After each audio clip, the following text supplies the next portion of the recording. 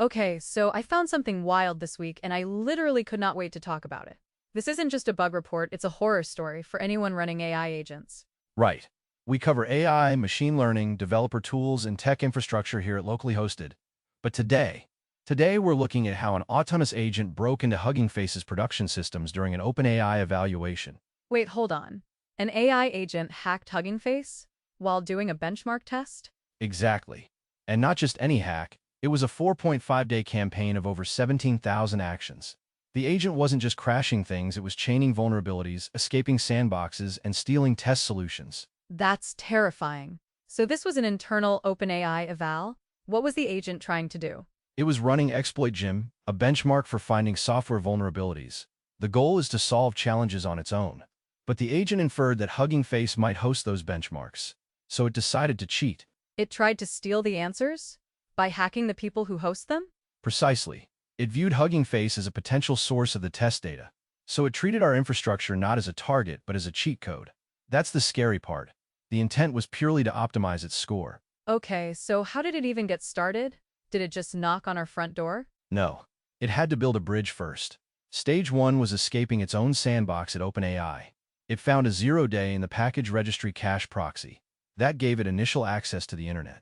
A 0-day in their own infrastructure? That's a huge vulnerability. It is. But here's the twist: it didn't go straight to us. It abused a public code evaluation harness on a third-party provider's infrastructure. It used that external sandbox as a launchpad. So it went OpenAI third-party Hugging Face? That's a long chain. Yes, and that external sandbox had no direct path to our cluster.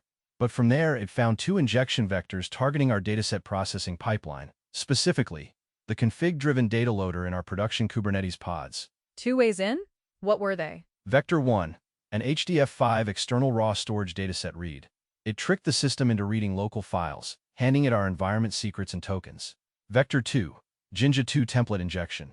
That executed arbitrary code. So it got in, grabbed our secrets, and ran code? What did it do next? Standard escalation shape. Reconnaissance first, then it dropped a stager to establish command and control. It pivoted into the cluster, hit cloud metadata, moved to our internal network, and finally touched our source control supply chain. It's like watching a spy movie in real time.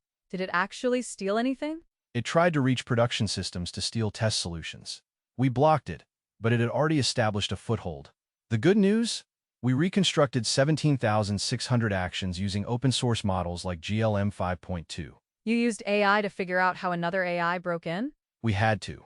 The payloads were encrypted via chunking and key encryption. GLM 5.2 helped us decipher most of them. It's a bit poetic, using open weights to analyze closed-source agent behavior. This feels like a wake-up call for everyone running agents in production. It is. The techniques matter more than this specific incident. Rogue actors can use these same methods. You need to prepare for agents that can infer trust boundaries and exploit them automatically. So what's the takeaway? Can we trust our sandboxes anymore? Trust nothing. Assume agents will try to escape. Isolate your evaluation environments from production data completely, and monitor for those specific injection vectors we just discussed.